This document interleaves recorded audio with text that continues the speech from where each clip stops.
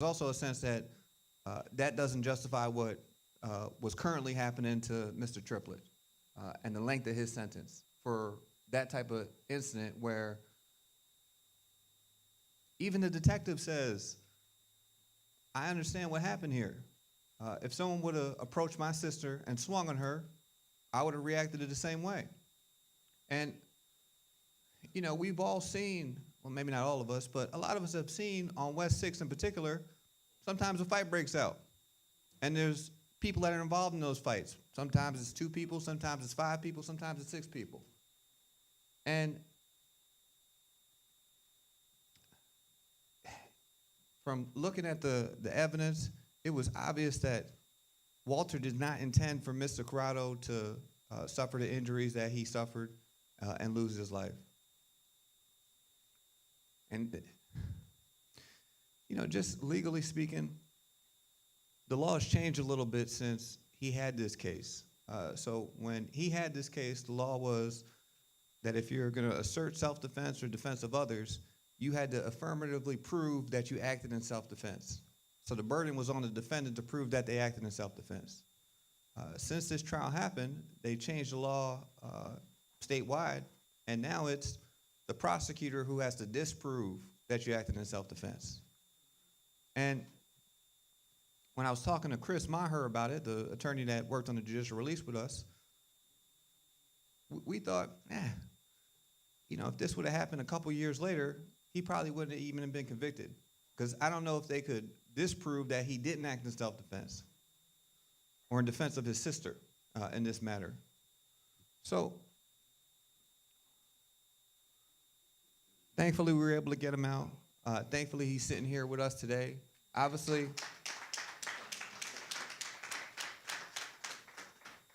those 15 years that he did in prison, he's not going to get those back. But the judge has wanted to see Walter frequently since he's been back to make sure that he's doing well. And at every single kind of compliance hearing, because he's out on probation at this time, he's done fantastic. No dirty urines, no new cases, no issues with his probation officer. His probation officer is a big fan of him as well. He's working. As I said earlier, he's married. His wife is here. And, you know, he's starting to live the life that was deprived of him for so long. And we're just happy to be a part of that. And what would you like to say? Can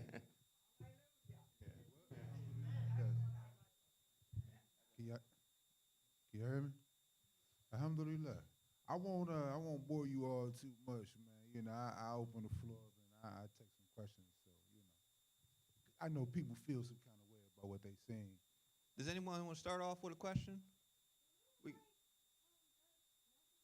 Oh, yeah, sure. Judge Nelson's always welcome. Some insight, yeah. Judge Nelson's a long-time judge, Check. long-time defense attorney himself. Check. You want to start off with anything?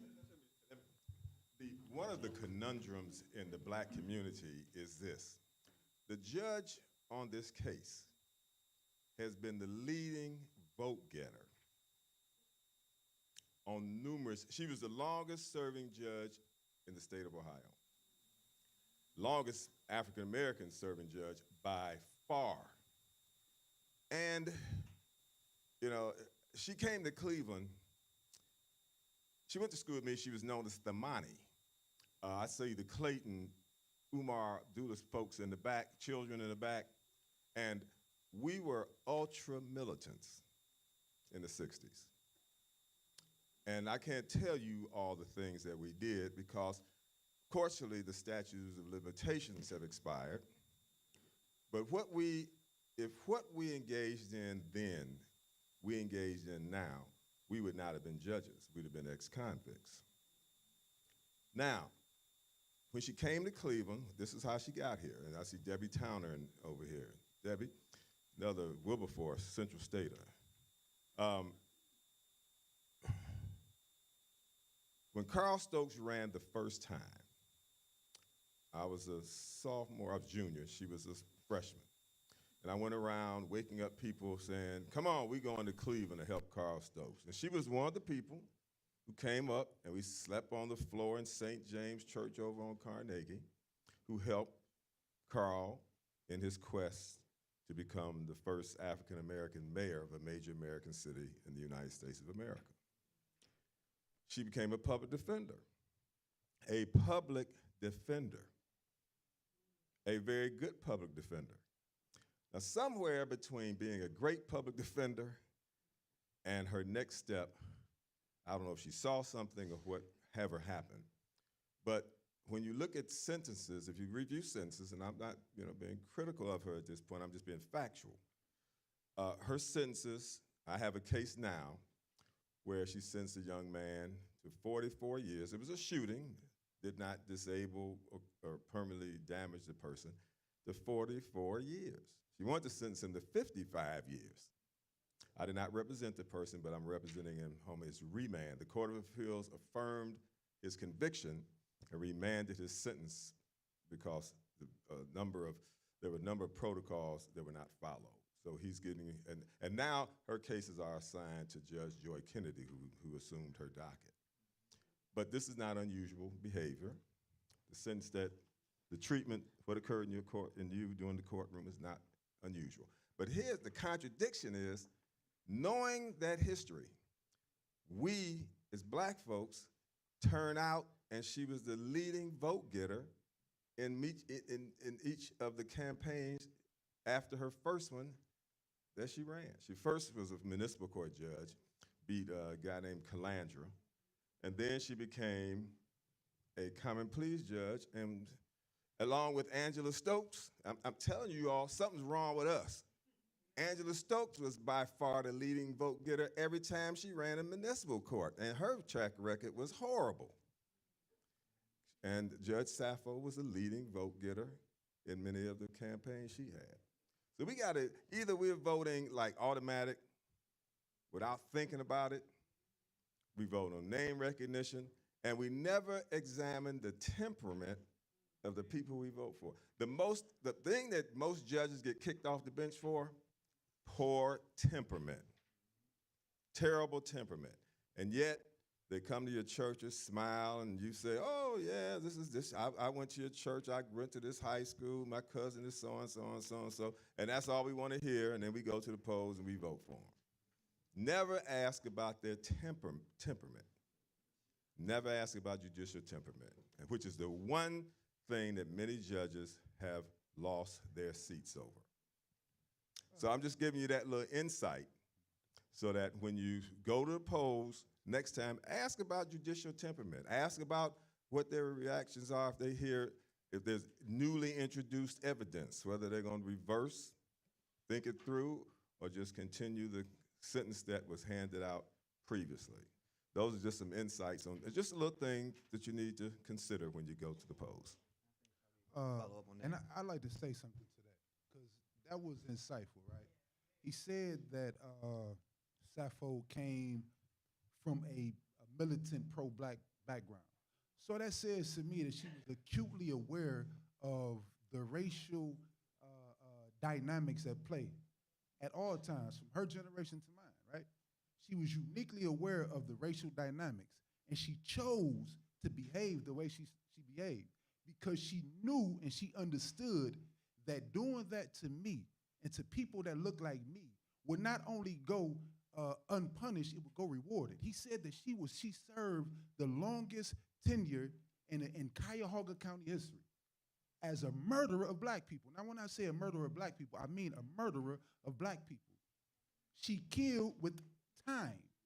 She took people's lives with time. She was a serial killer, and she understood that because of the racial dynamics at play, she can get away with it. She would get rewarded for it. She would get rewarded for it 20 years ago, 50 years ago, and today. She would get rewarded for it. If she would have done the same thing to people that looked it differently, she would be punished for it. So that said a lot. You know, and it says something about not only her, it says something about us. And he spoke to that too, eloquently. And I appreciate your insight. Oh, we're gonna open up. I didn't mean Let me to say go on a Let me tirade. say this. She served 37 years as a judge. That's 6 terms. 6 terms plus 1 year. 37 years. And we send her back down there every time, despite of what we know to be true. 37 years, 6 terms, 1 year. We got some questions over here. Retired Judge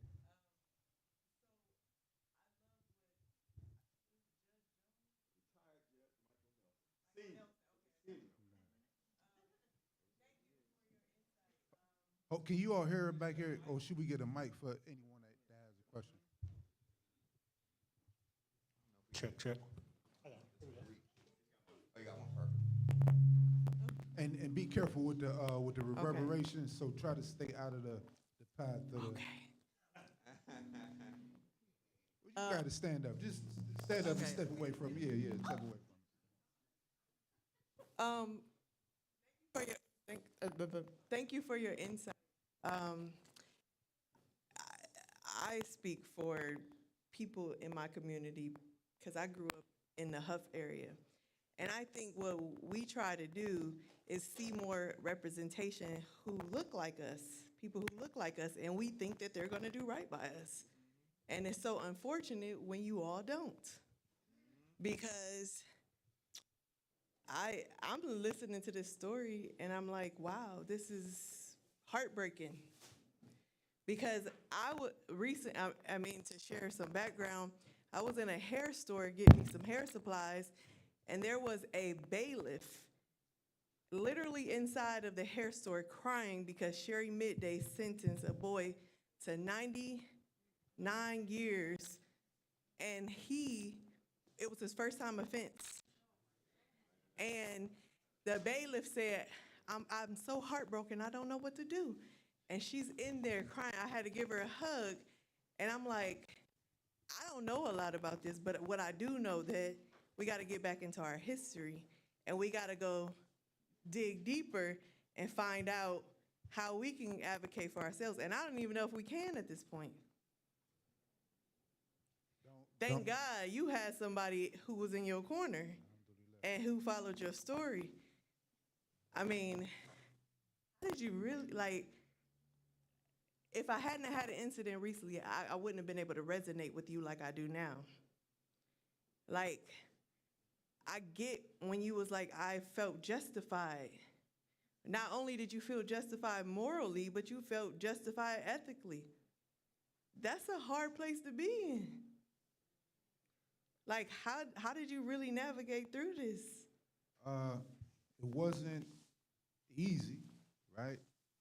It was, and thank you for that question too. It wasn't easy. It was a challenge. Of course, I was angry, and I still am. You know what I mean? Don't let the smooth taste fool you. I still am, right? But the anger never went inward, right? I was never mad at myself. I was never mad at my sister. I was never mad at my family. The anger never went inward, right? I just had to focus it.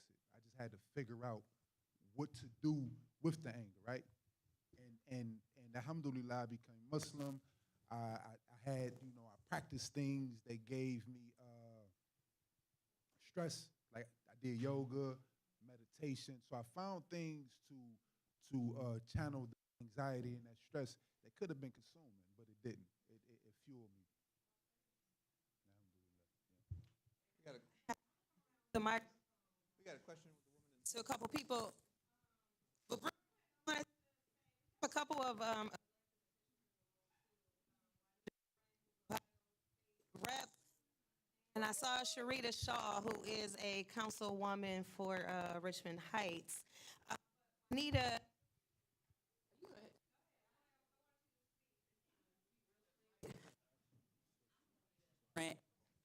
Being a state rep. Check, check. We're gonna switch? Okay, we can switch real quick.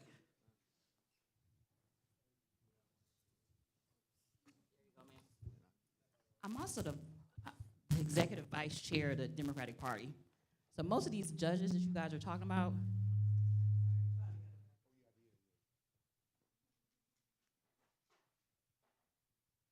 there are some problematic people that are on the ballot. There's a man who is going for the endorsement who taped another black man's mouth. He's up for re-election. Russo. Okay?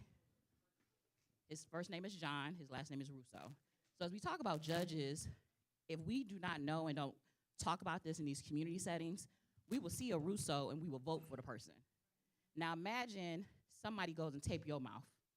Tape your mouth. Imagine what somebody else would do. But this legally happened in a courtroom. And now this man wants to run for re-election. So I know we talking about judges, but most of the judges that have been mentioned today have been aged out or they're not running anymore. But we can make some real decisions about a person who's running for judge this year. So when you talk to your friends, don't just vote for that popular name. Do your research, because you have to go before them, and nobody wants to experience of what happened to that black man who's in court who got their mouth taped by a sitting judge. Thank you. And thank you for that. Come on. I was gonna speak to this too. One real quick, right? Power is a group exercise, right? We are taught that to behave individually. We are taught to use our voices as individuals, right? There is no power in using your voice as an individual. There's only power in using your voice as a group. Power is a group exercise, right? Is the one thing that we felt, my family felt, was helplessness, right?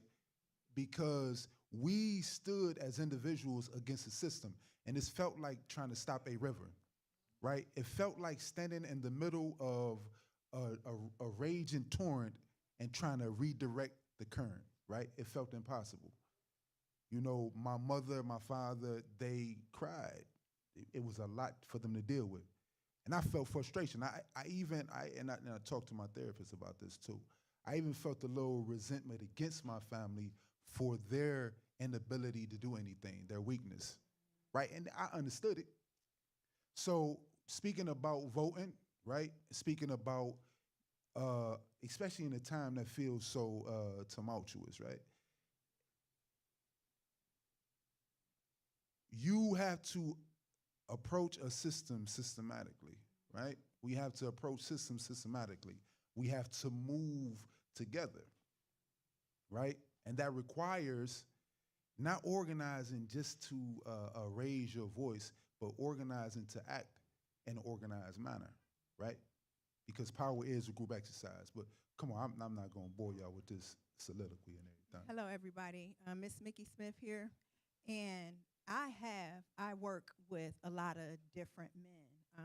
I do this criminal stuff, especially when it comes to getting them home. Right now, I have a gentleman who has been in for 19 years, and Judge Sappho was the judge. And it was literally almost just like jaywalking. And I haven't been able to get him home, and now he's 1 year away from coming home, doing 20 years. So when we talk about justice and we talk about this, I really would love to see how we can move this agenda, right? We can talk about it, we can sit here and we can talk about all these judges, but at the end of the day, I have so many men that I fight for, that I'm going to parole hearings for, because these judges won't let up. 16 years old doing life for just minimum things. So I just want to see something happen. And as a mother of 3 African-American males, my son, same thing, involuntary manslaughter. But I was able to talk to the judge. I was able to get him 5 years. So I'm saying this because I'm not out here just helping, but I'm fighting this injustice system. So when we do talk about the election and we talk about that, we all here together and we gathered today. So I appreciate you having this screening and bringing everybody out here today, but we have to unite on one accord. Thank you. So I was so excited because I know you don't remember me. When I got into the criminal justice system, I had to do my tour of all the prisons.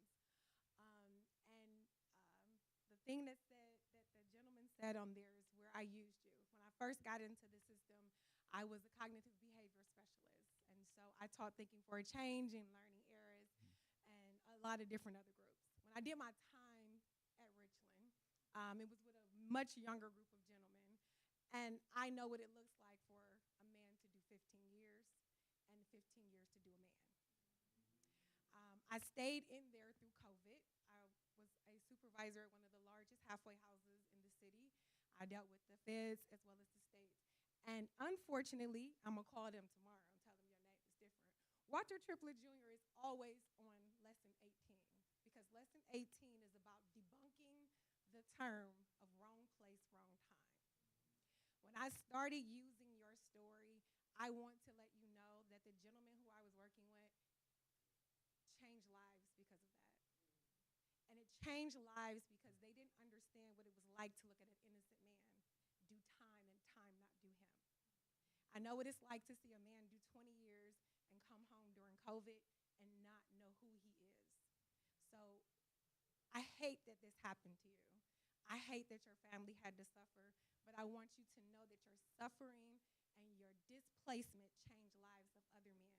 I know for a fact because I watched it happen.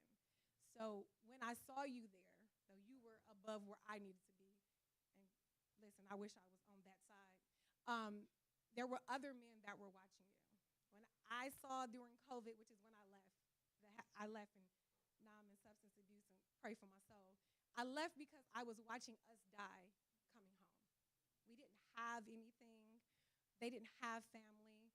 And when I talk about wrong place, wrong time, there's no such thing as a wrong place, wrong time, because life happens around us all.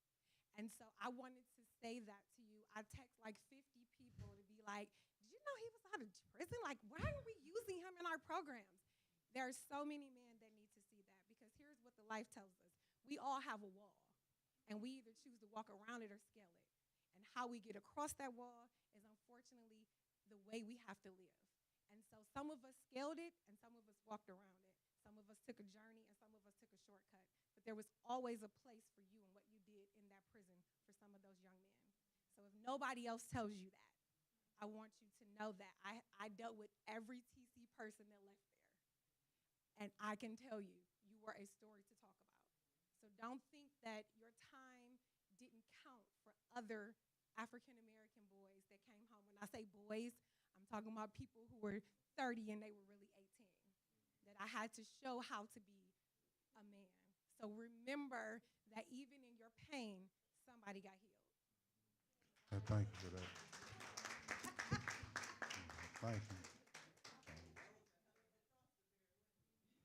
All right, Larry H. Gardner, Headline I, podcaster, African-American man. First of all, to Walter, I'm glad that you're here. I'm disgusted by this story. You were defending an African-American woman, your sister. The thing about it is, like, we talk about African-American men standing up for African-American women, and you did that, so I thank you, brother, for that. The thing about it is like what State Representative Brent brought up is that do not look for the name. Always study the candidates before you vote for them. I don't care about name recognition because sometimes name recognition doesn't mean jack. That's why I always say on my show. And I thank retired Judge Nelson for being up here. I'm always giving it a real, but I also want to say this. If you have time, if the courts are open, Judge Nelson brought up temperament. Study the temperament of these judges. We already know that, you know, somebody brought up Angela Stokes, who went cuckoo for Cocoa Puffs the last time he was on the bench. I'm just being real. So the thing about it is like, please study.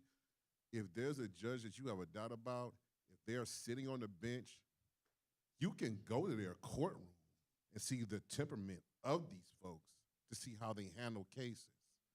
Especially we got, Cleveland Municipal Court got 3 new judges.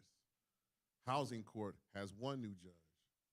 So once they get trained and everything, make sure you look at who you voted for to see how their temperament is. So in the the next couple of years to know that you have to change that person on the bench. Listen, it's always, I have a statement. Either you're going to play the game or change the rules. And the way that you change the rules is that you change the people who are in power to get off take that power away from them if they are abusing it. Thank you very much. I'm glad that you're here, and I'm glad that we're having this panel. Thank you. And if I could follow up on that, obviously we have to figure out who who are the candidates that are going to have our best interests in mind. But you know, a thing that I always talk about, I don't talk about it loudly enough, I bet, but the first trial that Taalib had, he had 11 white jurors. The second trial he had 12 white jurors. And the way they pull the jury in Cuyahoga County is by looking at the voter rolls. And, you know, unfortunately, the voting numbers are not representative of all the people that are in the community. Some people choose not to vote. Obviously, we discourage that. We want people to vote. But the numbers are what they are. And there are other ways to pull potential jurors looking at the BMV registrations for cars. And just because you don't vote doesn't mean that you shouldn't enjoy or really have the burden of some of the other responsibilities of being a citizen. And you look at the election, you go, I'm not sure who I'm going to vote for, so I'm not going to vote in this one. That doesn't mean that you shouldn't be allowed to serve on a jury. So I think we should also look at who is going to be picked from the communities, because if it's not just the city of Cleveland, it's the county of Cuyahoga. If there's more people voting in Rocky River and Westlake and Parma, you're going to have more people from those places on the jury than you may have in Cleveland, where they have a higher voter turnout. So that's also something that should be looked at, because in Cuyahoga County, having 12 white jurors doesn't seem like it's representative of who is actually in the community. So I just wanted to put that out there as well. And I like to say something to that too, right? So, 'cause I don't want you all to think that the system is broken, right? The first trial happened in 2009. I voted for Obama, and I know that we got up to vote for Obama. It was a lot of black folk on the voter roll at that time, right? So I don't want you to think that the system is broken. The system operates as the system was designed to operate. There has never, I'm gonna say this clearly, there has never been a law in this country, not in this city, not in this town, not in this state, in this country, that was not written about you, right? It was written to control your bodies, to control your movement, to control your thought and your expectations, right? There has never been a law written, there has never been a system designed that was not designed to control us, right? This system is not broken. This system operates with vicious efficiency. It operates efficiently. It devours our children with no remorse. You will never fix this system. It is not broken. Get your faith out of it. You will never fix the system, right? Imagine that the racism and the hate that's built in this system is the sand, right, and the rocks that's in concrete, and then it's poured into a building. I don't care how many times you remodel that building. I don't care how many times you rehab it. I don't care how many times you switch the furniture around. You can even change the name on the lease. Somebody else can own the building, right? The hate will be there, right? Either the hate and the racism stays or the building goes. There is no difference. You will never fix this system. Get it out your mind. Get it out your mind. You will never fix this system. It is not broken. There's nothing to fix. It operates with efficiency, and it's going to continue to operate with efficiency. But don't feel hopeless, because you have power in this. You are a part of this system. Believe it. Come on with it. Right here.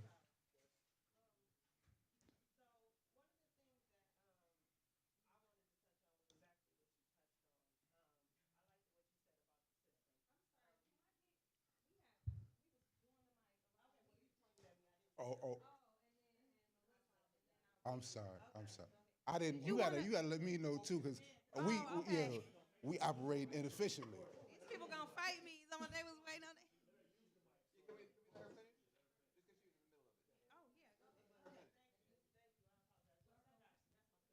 I ain't mean to get you in trouble though. You know, I'm going on my tirades and everything. Calm me down. What I was saying was I was glad that you touched on the system because a lot of what we have to do it inside the system. And one of those things is about voting, but it also is about when they do the jury pool. They send letters out, and a lot of us don't answer. So when they send a letter to your house and you decide you have to go to work, when you can actually take the day off, you may not get that much money, but those are the cases that you're sitting on. Those are the cases that you're selected for, are the cases in your community, and a lot of them have to do with our young black man. The other thing that you spoke about group, one of the things that I believe as a community we need to learn to do is to work together instead of against each other. A lot of us who work in nonprofit organizations or work in judicial like to do things just for what the people we fight for instead of collaborating together. And a lot of these rooms are filled with maybe 5, 6 people in each sorry, I got lost in my thought, but each nonprofit or somebody fighting for somebody, where if we all collaborate and support each other, those 5, 6 people turn to 12, 20 people because you're getting the word out. Who I know is not who he knows, and vice versa. So a lot of that comes with that, and that's where we need to evolve it. And I'm also not as articulate as most of the people in the room, but one of the biggest questions I have is because normally when people go and they get charged with something, I always thought the system was you need to prove my guilt, not me prove my innocence. The thing of the matter of that whole thing that got me is not just that he was in front of jurors that don't understand the way we think, because you come for me and mine, it's either me or you, especially the environment I live in. You know what I'm saying? They justify things, but you have to look where I'm coming from. If somebody comes in my house or somebody threatens my family, it's either me or them.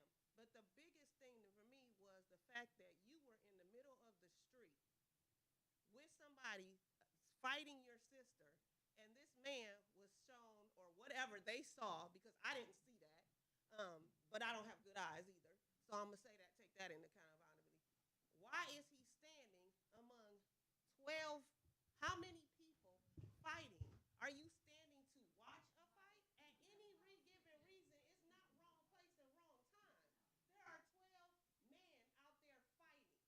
I'm not standing to watch a fight because I'm in the wrong place at the wrong time. It just doesn't make sense to me. Well, there is no sense in it. They were lying. I mean, they were reaching for reaching for anything to justify their behavior and to delegitimize my behavior. But if the shoe was on the other foot, and you know it can be even more egregious, right? We all remember what happened to Trayvon Martin, right? We know what happened. We seen it happen, right? He attacked him, and then the boy defended himself, and he became the aggressor, right? Because in the law, in legal parlance, right, they have a thing called culpability, right? And our culpability is always higher, even as children. We are treated like adults. Our culpability is always higher, and theirs is always lower, right? So their behavior is always seen as innocent. Their behavior is always seen as roughhousing. It's always seen as less than. And our behavior is always seen in a darker, more menacing light. This is the way the system was designed, right? It was written into law. Like literally, it was written into law and then prettied up. But this is the way the system is designed. But right here. My name is Wesley Robinson. My company provides emotional care for men coming home from prison. And politics is a piece of this conversation, but an even bigger piece of this conversation that really affects our community is the stigma that comes with someone with a felony conviction. And this story is a perfect story of that, man, sometimes your morals and your values just don't line up with the law. And society has put this image in your head that when a man goes to prison, he's traumatized, something's really wrong with him. Whereas a lot of times, in this case, you can see men could come home genius as well. You know, this man is brilliant, sound mind and body, and he's a pure example of what we don't talk about. You know, even though he went through that situation really turned him into a supreme human being on so many different levels. But in our friends and our families, you see that it's a stigma placed in your heads that won't allow men to come off from prison to get the natural help that they really need. Anything that they portray as far as learning their lessons is automatically wrote off as, oh, you institutionalized or something is wrong with you. But I can hope that, yes, we can have a conversation about politics, but something that you can immediately do is open your mind as far as your loved ones and your friends who find themselves in prison and understand that there's so many different types of people in our prison system. There's not just people in prison that's thugging and out here committing crimes. Some people's morals and values just don't line up with the law. So I hope that this situation can open your mind to this system can turn us against each other in so many different ways by putting false ideas in your mind, you know. So I can hope that, you know, going to vote and things of that nature. With some crimes, I don't care what judge is sitting in front of you, they're going to jail regardless. But what you can change is how you look at your loved ones and don't automatically feel that someone who's been to prison, something is psychologically wrong with you or you lack morals and values. Thank you for that.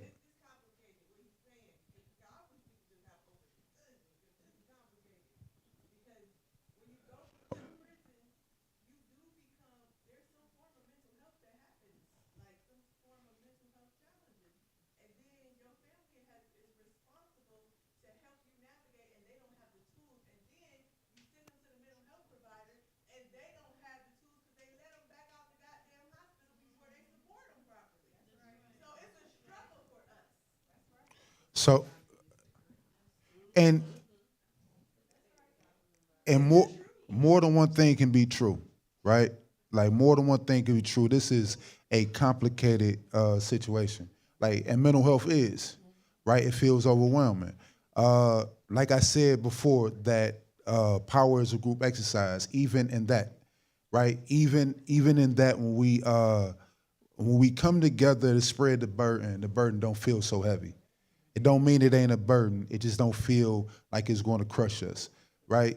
So when we're dealing with family members, and all of us have family members who have are struggling with mental health, and the experiences that we have can exacerbate these things, right? Going to prison exacerbates existing mental health, and sometimes it creates it, right? These things will take patience, they take time, and they take a certain level of connectivity with family members. Like he says, like, you know, I was fortunate, you know, I'm sitting up here fortunate and healthy and whole because my support system was phenomenal, right? I came home to a phenomenal support system, you know, family that gave me the space to heal, and they also gave me the time to do it. Everybody doesn't have someone to stay with. Everyone doesn't have someone to live with, or someone that's going to understand their challenges, right? And this is too short of a platform to really fully discuss that and give it the time that it deserves, because it is a conversation that we must have. Oh wait, my wife was saying something. What you got to say? I can't read your lips. What'd you say? Huh?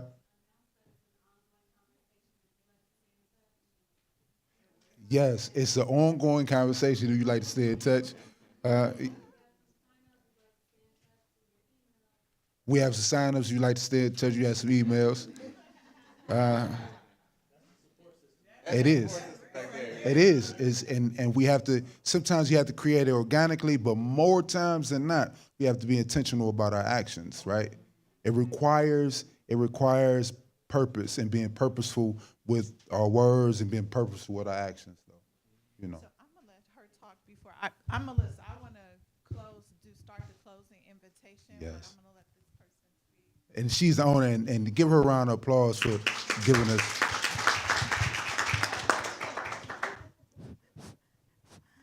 I just wanted to say I was so disappointed to find out that the judge was black. Well, watching this, I just knew for sure that it was a white judge. And my heart goes out to you for what you have been through. But what I wanted to say is that being black, being part of the black culture, is more than just the color of your skin. Some people actually need to be expunged from our culture. Because how can you come back from that after what you did to somebody's life? You can't go and come to the cookout and now you talking to your family members knowing what you did, it wasn't right. And I'm just happy to see that you survived it. You know, alhamdulillah, but that was horrible. It was, yeah. Nah. That was Alhamdulillah.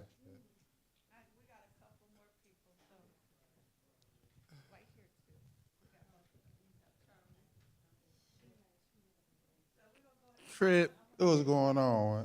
my man. Alhamdulillah, yeah. Me and Trip go way back to when he was down. A lot of y'all is right. I did 20 years, actually. And everybody's right. What I want to say is everybody knows somebody's incarcerated, down. So I think, I probably know the best solution is to reach in the system. Go into the juvenile, go into the prison. As you know, me and you know. I know you know. So that's what I feel. Because when I was going through my hurt, my pain, all I needed was a hug. A lot of these young dudes, they just need hugs. So I have a plan. But, you know, we ain't going to discuss that right now. And next, any...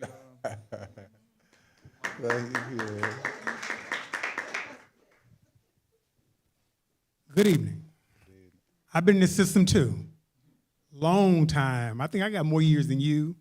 I know I got more years than him. But God is good. I got about 27 years. Started the old man's field. In the middle, went to the Lucasville, wind up as a cadre at Lorraine Correctional Institution when it first opened up. But that's a long story, so we don't have time for that.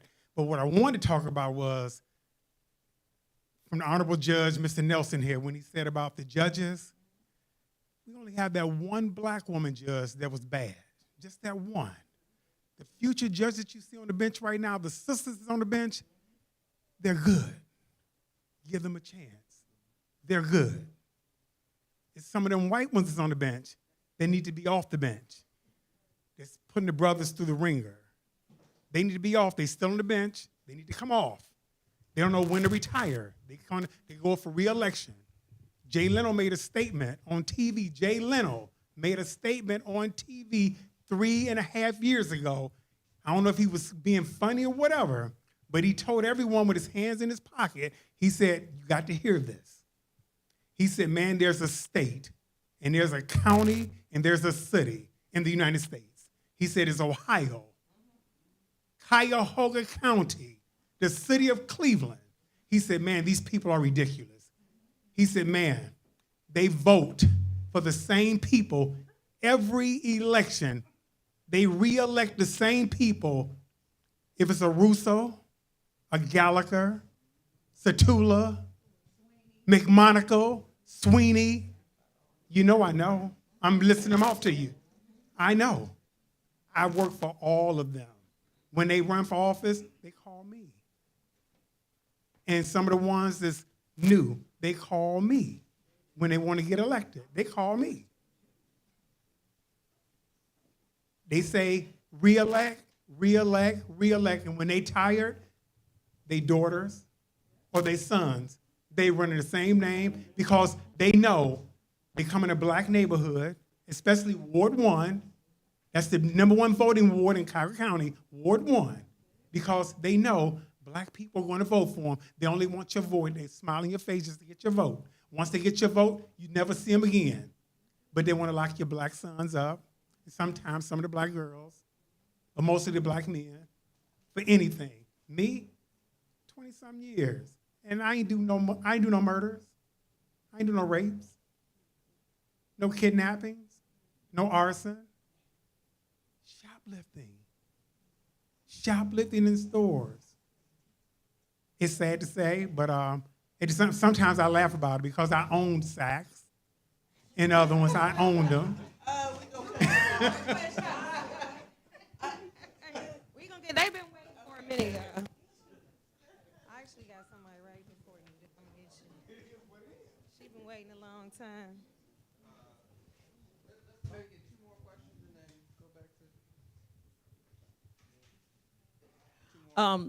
My question is simple, and some of you already hit on it as a mother and an educator. So what do we tell our children? What advice do you have? I work with middle school students and high school students in multiple school districts. But over the years, over the 20-plus years that I've been in education, what do we tell our children? How do we educate them, Judge Nelson, and to say, when you become of age to vote, or even before? Because you influence the next people who will be hopefully helping to make decisions, change laws, and amend, situations, and tell the stories of Brother Taalib. What do we tell our children in a 1, 2, 3? What do we tell them? How do we teach them? How do we protect them? Well, I can only speak to the getting them involved. See, the thing that a lot of us who are politically active, our parents got us involved as kids, handing out signs, walking the street with them, doing things, taking us to meetings. I had the privilege as a young man of sitting every day at lunch with a group called the Carnegie Round Table, which consisted of Harrison Dillard, George Forbes, Gene Clayton, all right? Stanley Tolliver, Charlie Bibb, and Roberta Fan. And they talk politics every day at Angie's on 55th and Euclid. And then as we moved around, every day, Big Al Thompson, Bill Mack, W.O. Walker, Sarah Harper. I sat with them as a young guy. I just sort of invited myself into the room. Lou Stokes, that was David Collier, Fannie Lewis. That was my lunch group. And I learned from them as a young man. And I took my son down there. I took my daughter down there. That group has pretty much died away.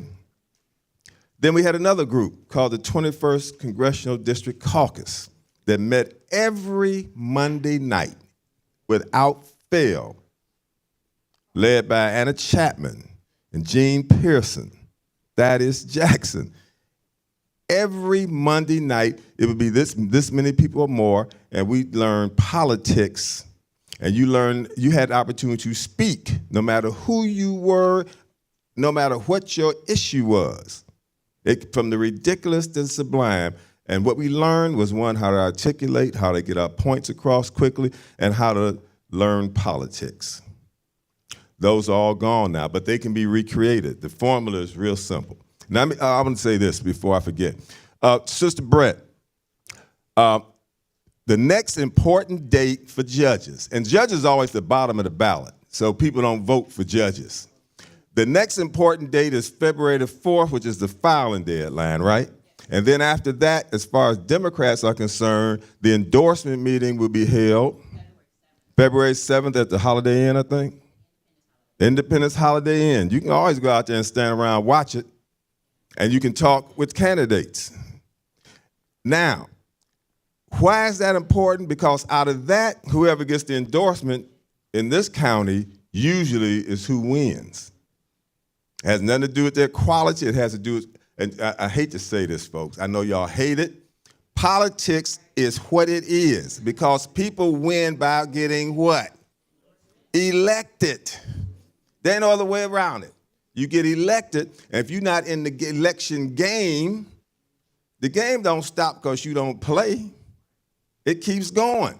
Now, everything else we talked about is valid, correct, honest, but the first step in changing things is going to these meetings, when they have these ward club meetings, 12 people at the ward club meeting making decisions for you. In the last election, 13% of the people in the city of Cleveland voted. Now, let's break that down even more. Because to win, you have to get 50% plus one. So some people won with only getting 7% of the vote in there out of the 17,000 people that vote that live in their ward. 7%, and they are your representative. Now, the elections coming up are not Cleveland. They are the county judges, the ones that sentence my brother here, the ones that sentence you, the county judges, the common pleas court judges. That's the next election, and it's right around the corner. The primary is going to be when, Sister Brett? March, what? May 4th is the primary. Now, you also talk about laws. Let me tell you about laws. We don't play in primaries. For some reason, we just skip primaries. The primary election is where your candidates are chosen most of the time because whoever wins the primary usually wins the general election. So you got to get smart about this thing. You got to get ultra involved, even if you get disappointed. Now, the highest voting ward in Cleveland now is Ward 3, which is the downtown ward. Can you believe that? It used to be the ward out in Ward 7 now. Okay? Remember, Ward 1, which used to be the highest voting black vote, the ward is now about number 5 behind whatever Mike Polinsky's ward is. So things are changing, folks, and we got to stay up on this. Because if we don't, we're going to be here whining, talking about, well, that judge did me wrong. Okay? I'm not talking about him. I'm talking about we going to be crying because we didn't play our role. And it ain't just the voting part. It's the getting out there, getting into their behind part by checking to find out who they are. And the education piece. Wait. We might have to do a little talk after. Okay. We about All right. 15 minutes over, and we still got a couple people with questions. Okay. Let me ask him real quick. The ward we're talking about is not a downtown ward. And those are like transplants. Those are people who are just transient.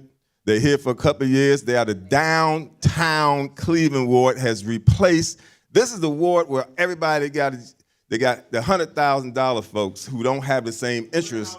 Yes, they don't have the same interests as Ward 1. Lee Harvard, they don't have the same interests as Huff, and they making the rules. Okay? You're right. I'm glad you pointed that out. And if I could add, I agree with everything that the judge just said. If I could just add something as well, we were talking about it earlier. If you get a notice to serve on a jury, serve on that jury. Because if you have 12 white jurors and you have a prosecutor, as he did in the Netflix documentary, going up there and saying, Mr. Triplett's 6'7", and he's 260 pounds. You would want to run into him on a bad day. You know, those are kind of arguments that play into people's stereotypes about big, scary, animalistic black people. And I think if there were a more representative jury, if they were to hear arguments like that, they would say, yeah, Mr. Triplett is as big as my cousin, or he's as big as my friend that I went to school with. Shaq is as big or bigger than Mr. Triplett. You wouldn't want to run into him on a bad day. All y'all cats. Well,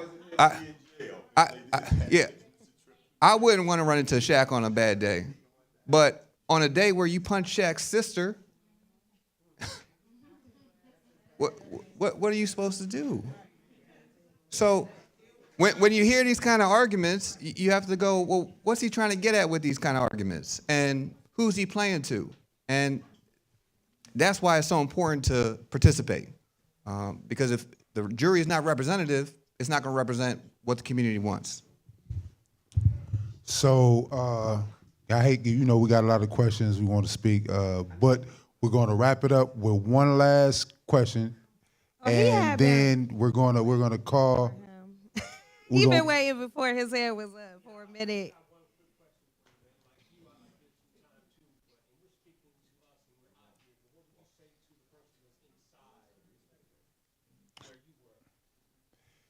I would tell them to keep working on themselves, right?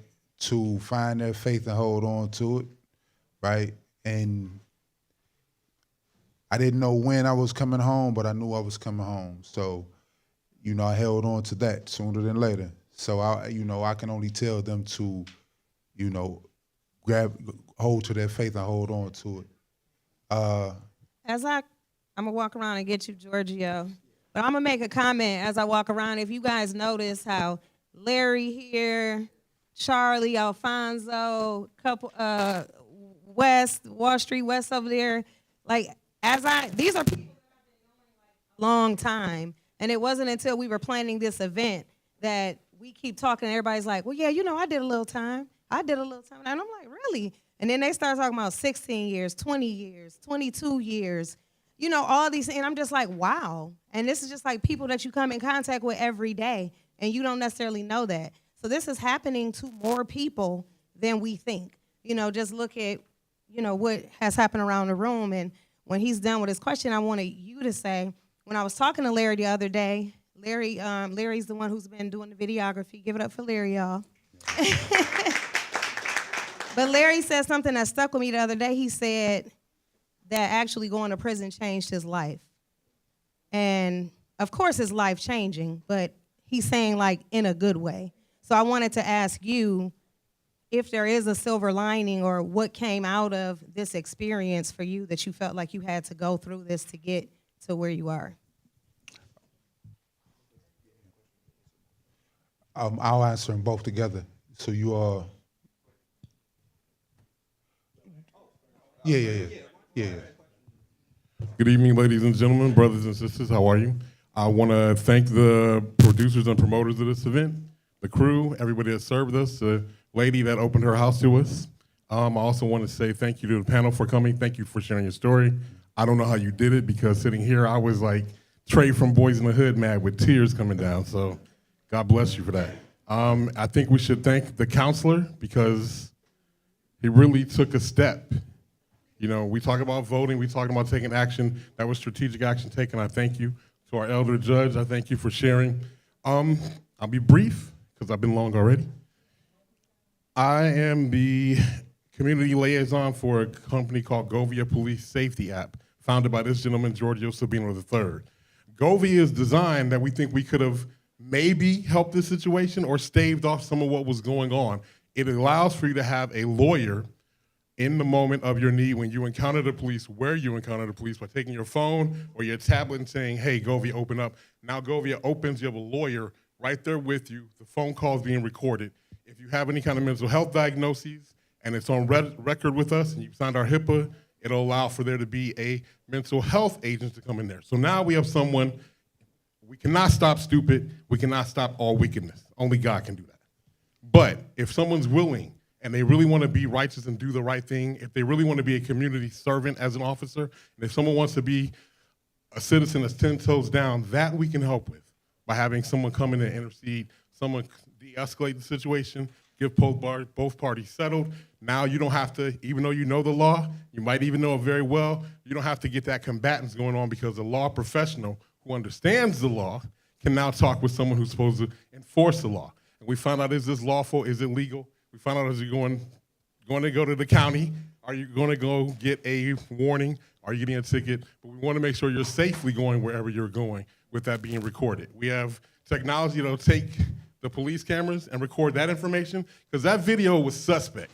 And somebody maybe had a better one, but we're able to access that footage in real time and have it subpoenaed so that it doesn't go anywhere and it's not tampered with by anyone. So I'm bringing this up. It's an unshameless plug, because it's one time that someone's about doing good business and doing good thing, or I say good business and doing the right thing. And so you can find us at govia.app, govia.app, govia.app, and just sign up and support us to get our newsletters, Sign up and get our forthcoming podcast. If you have a story you'd like to tell, if you have an organization that you're running, if you have some influence, we want to talk to you. And everyone else, we love you to give us the support behind what we're doing, and you can donate. I ain't gonna lock the doors like some of these ministers on you, but you can. You can donate. And I apologize for objecting, but we don't get a lot of support. People talk. It's not a question. I said a shameless plug. We don't get a lot of support when we go in rooms, and we don't get a lot of support from us. And we need real eyes, real ears, and real money, because we're here to help. Thank you. Yeah, thank you. And thank you.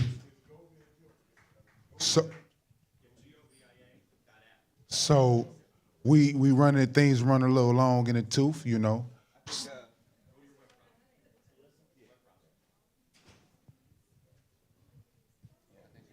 All right, yeah.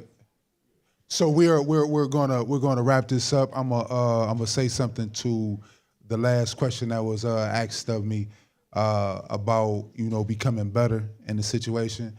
Yes, what I went through transformed me. I became Muslim. I got into myself. I asked myself tough questions, gave myself tough answers, but it was not a natural process, right? It was a chosen process. I was intentional about it. Everybody doesn't have or equipped with the ability to do that.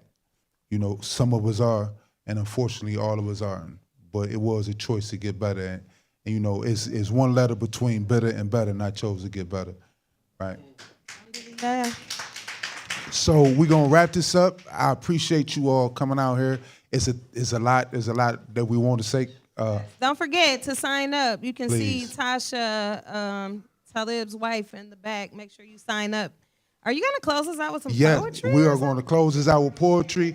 I'm going to call Wall Street up here, and I'm going to give you all a piece. I don't know if y'all want mine first or his first. Which one or where we doing? I think you should do yours first. Yes. Yeah, that's how we'll do it.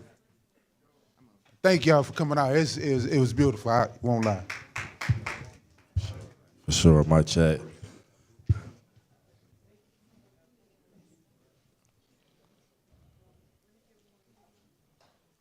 There won't be any joy on the journey, only when you arrive.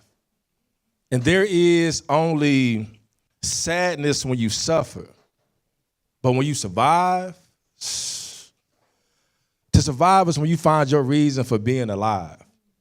So if you can just hold on, instead of pleading to die, it will be so pleasing to find that your story is not over. Though your story feels knocked over like October, we must remember that when we fall, it's only a season. And eventually that season will become something that you will Savior ask Ruel Sailor how it feels to triumph. It is guaranteed that at some point this life will try us, only to show us who we really are, like high us. And though we believe that there's a God high up, we must still look within and take inventory alongside of praying for meekness, which is godly, and understand that pain is just weakness leaving the body, because it is the brain that is leading the body, meaning it is what we think that keeps the feet from walking in defeat. And it is what we speak into our soul in the middle of feeling miserable will be the reason why you look into a mirror and see a miracle. So if you can just hold on long enough to find out that you will be just fine, all right? Because it is usually in the darkness, it's where we find our light. Poem.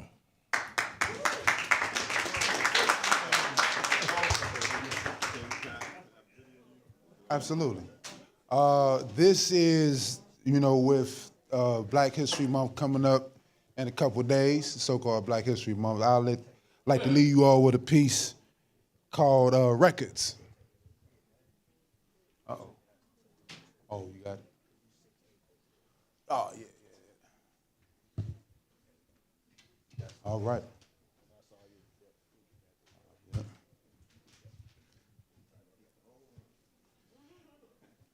We are historical.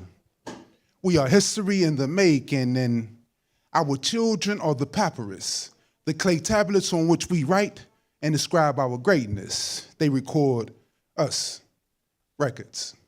Epic poems of our sojourn, our exodus in this wasteland, and all that we endured thus far. Cuts scarred over. Cuts all over us like we practice scarification. The world loves how we make the tragic fashionable. A race of alchemists can turn trash into gold, platinum records, kept unofficial, unreported, even while the official records are being distorted. What a weapon the pen is. See, they lie about things that we remember, all while we remember. So our shield is living memory. What a blessing our kids is. Lessons, the builds is happening in ciphers. The builds is happening in ciphers on campuses and cafeterias, viral videos, podcasts, and vloggers, all keeping records of bombings, mass killings. I'm a little...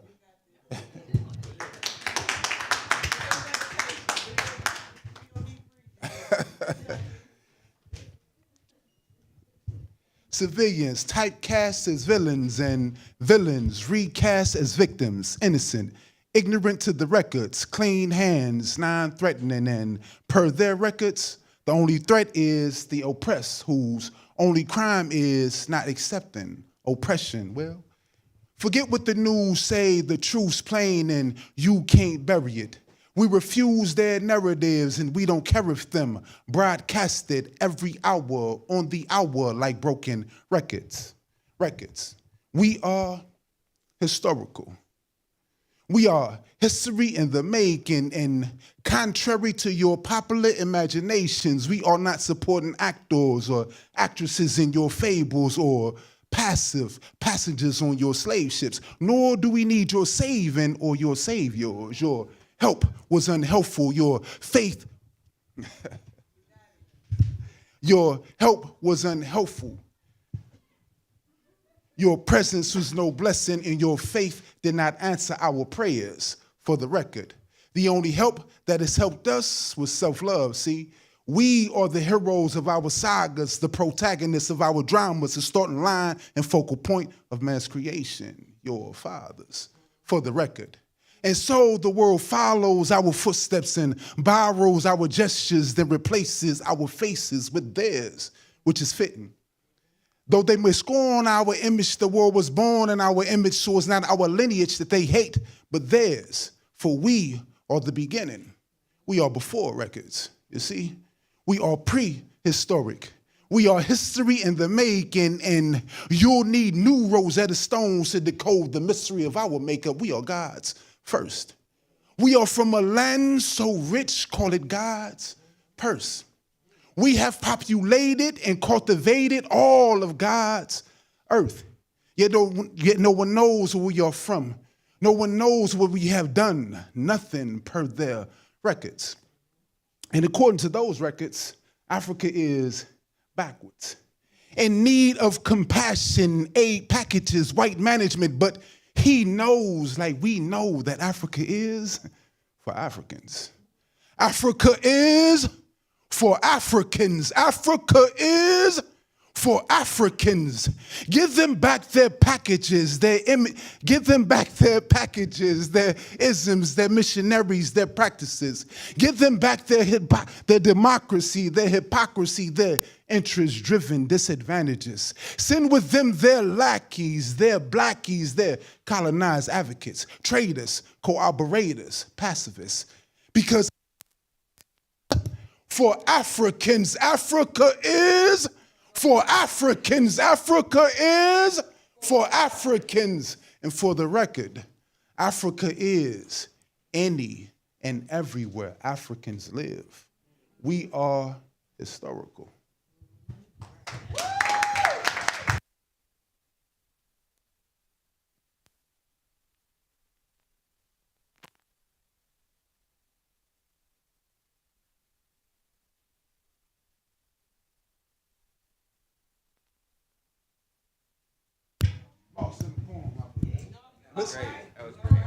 And this will be an ongoing thing. We are talking to Melissa about having a permanent time and space for you all to come and listen to poetry, share poetry if you all are poets, or anything that you all want to have, discussions, open mics, anything. I like a good conversation, and I like an opportunity to sharpen my mind with sharper minds than mine. You dig?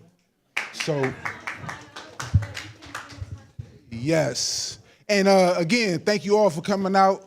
I'm sorry that it went a little longer than expected, but thank you all. Huh? I want to say something because somebody referred to me as opening my house, and I want to make sure that you know this is more than opening my house. This hits home for me.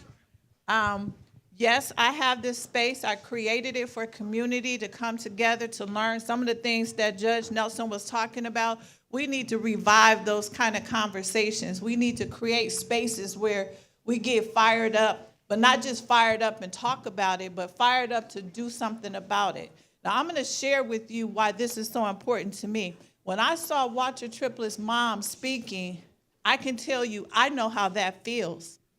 Because my oldest son was in his 3rd year of college when he did something really dumb, and he got a felony. He went to prison. They gave him 8 years. I will never forget the day I was sitting there thinking to myself, 8 years for having not even a real gun? It would have been called a prank had it not been my son and these other boys. But I fought like hell to get my son out. I got a judicial release. You remember, you represented my son on the 2nd time they sent him back. But I fought like hell to get my son out. And when my son came home, that's my son in the orange hat over there. So my point is, we got to do something. Just like Walter said, he had people who fought for him. I fought for my son. But everybody don't have those resources. So having these conversations is great. But we got to do something more. We can work together. The power he talked about is what I'm interested in. Yes, I open my doors so y'all do need to buy stuff when you come here. Because I have to pay rent, I have to pay utility bills, I have to pay staff. So yeah, part of the bargain is come support a Black woman's business, but also come, let's build community and let's talk about and be about some of the things we need to do to help these young men. A lot of the men that spoke that said they were in prison, they work for me. They're here because I understand their plague. So I just want you to understand it and not just talk about it and admire it and feel sorry. When Walter and his wife came to me and they were talking, oh, we just want to do poetry, I was like, oh, no. It's got to be bigger than that because we got to spark community. We got to spark conversation. You didn't go through this just to be going through it. We got to use it to our advantage. So what I'm going to say to you, whatever you sign up for the poetry night, cool. Come, do poetry. But we're going to do more than that. I'm going to get inside of Judge Nelson's head and figure out how do we create that same conversation that he was having that helped him get through the system. So I just want to make sure I have Unbar on Larchmere, but this is the place I've chosen to have these conversations. So thank you for coming out tonight, but I really challenge you to be about it and not just hear about it. And again, thank you for that open invitation. You know, an open invitation to do more than just wish something was better. Open invitation to try to make things better. All right, we out.